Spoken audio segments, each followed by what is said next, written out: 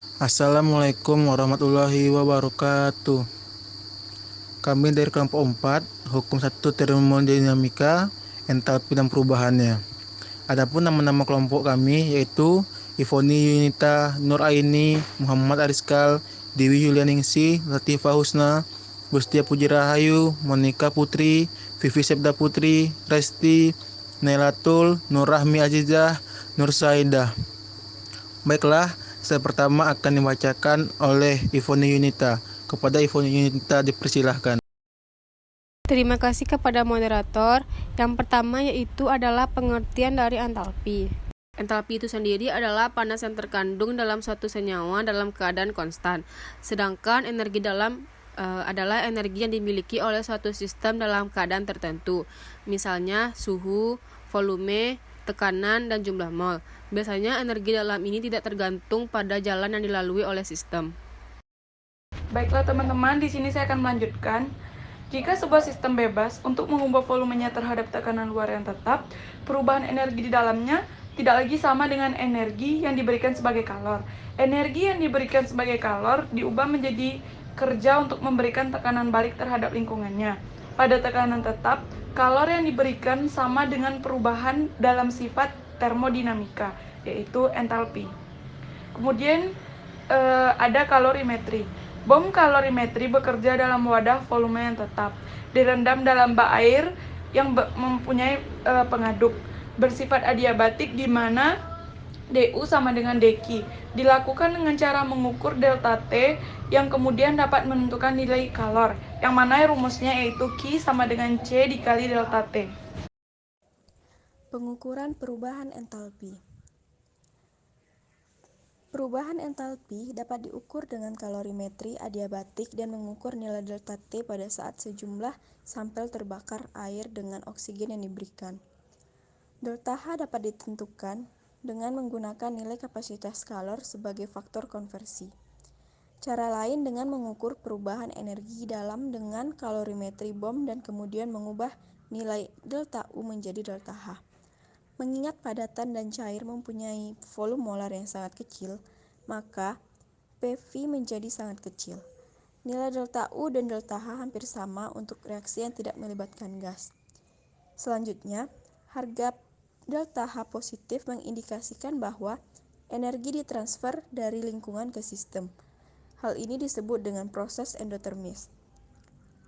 Harga delta H negatif mengindikasikan bahwa energi ditransfer dari sistem ke lingkungan.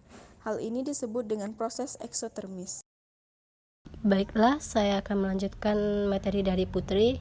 Selanjutnya yaitu ada perubahan entalpi standar, di mana keadaan standar suatu zat adalah suatu bentuk yang dicirikan untuk suatu cairan dan padatan murni pada tekanan 1 atm dan suhu 25 derajat Celcius. Untuk gas ideal pada suhu 0 derajat Celcius dan pada tekanan 1 atm. Perubahan entalpi standar delta H derajat adalah perubahan entalpi untuk proses yang zat awal dan akhirnya dalam keadaan standar.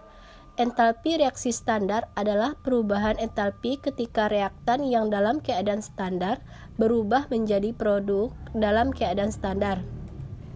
Selanjutnya itu ada entalpi perubahan fisik, di mana entalpi pelarutan standar atau delta H derajat Sol yang merupakan perubahan entalpi standar bila zat melarut di dalam pelarut dengan jumlah tertentu.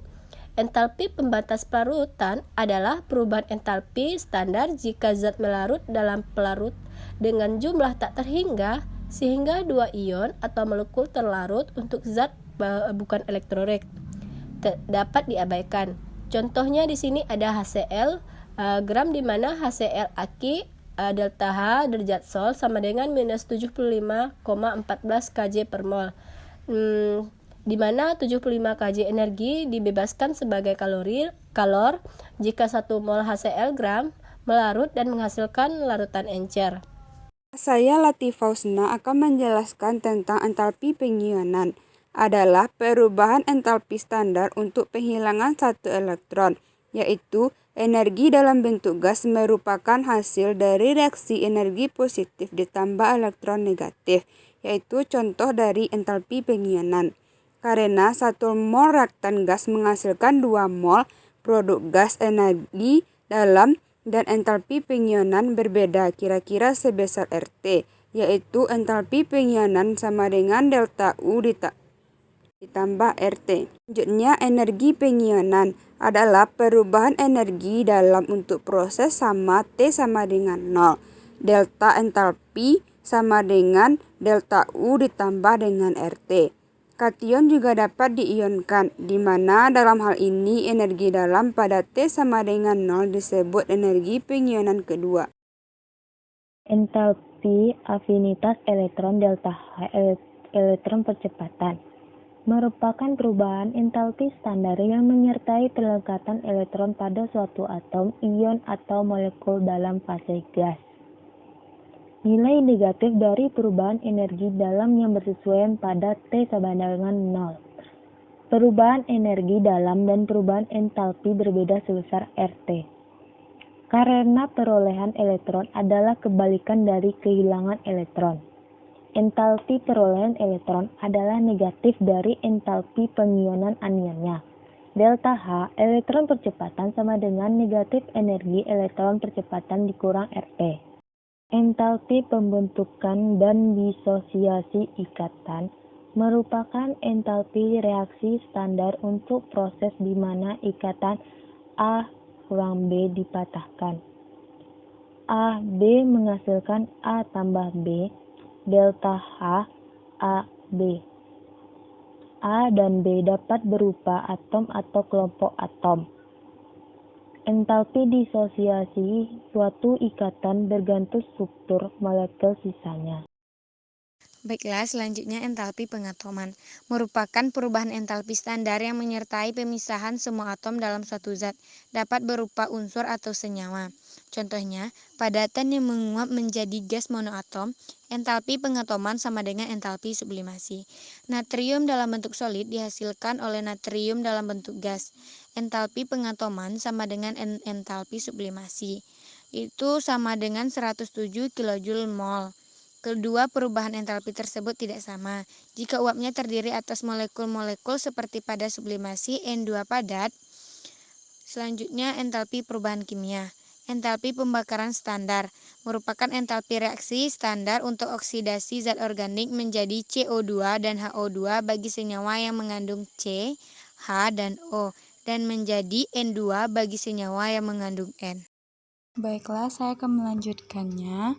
Itu ada yang entalpi hidrogenasi standar atau entalpi H kuadrat, merupakan entalpi reaksi standar untuk hidrogenasi senyawa organik tak penuh. Selanjutnya ada hukum Hess. Hukum Hess merupakan penerapan hukum pertama yang dilakukan dengan cara menggabungkan entalpi standar reaksi-reaksi individual untuk memperoleh entalpi reaksi lainnya. Energi dalam dan perubahannya. Energi dalam adalah total energi yang dikandung dalam sebuah sistem dengan pengecualian energi kinetik pergerakan sistem sebagai satu kesatuan dan energi potensial sistem akibat gaya-gaya dari luar. Oleh karena itu, energi dalam bisa dirumuskan dengan persamaan E sama dengan EK ditambah EP atau energi dalam sama dengan energi kinetik ditambah energi potensial. Perubahan energi dalam dapat diketahui dengan mengukur kalor dan kerja yang akan timbul bila suatu sistem bereaksi. Oleh karena itu, perubahan energi dalam dirumuskan dengan persamaan E sama dengan Q dikurang W. Baiklah, selanjutnya, jika sistem menyerap kalor, maka Q bernilai positif. Jika sistem mengeluarkan kalor, maka Q bernilai negatif. Jika sistem melakukan kerja, maka W pada rumus tersebut bernilai positif. Jika sistem dikenai kerja oleh lingkungan, maka W bernilai negatif. Jadi, bila suatu sistem menyerap kalor dari lingkungan sebesar 10 kJ dan sistem tersebut jika melakukan kerja sebesar 6 kJ, maka perubahan energi dalamnya akan sebesar 4 kJ. Baiklah, selanjutnya, perubahan energi dalam atau delta U ini dapat dikatakan bernilai 0 jika jumlah kalor yang masuk sama besar dengan jumlah kerja yang dilakukan, ataupun jika kalor yang dikeluarkan sama besar dengan kerja yang dikeluarkan. Ini maksudnya apa? Berarti tidak ada perubahan energi dalam yang terjadi pada sistem. Baiklah, sekian saya kembalikan kepada moderator. Itulah hasil presentasi dari kelompok 4. Semoga ilmu tersebut dapat bermanfaat bagi kita semua. Jika ada salah perkataan dan perbuatan, tolong dimaafkan. Saya sudahi dengan wabillahi taufiq hidayah. Assalamualaikum warahmatullahi wabarakatuh.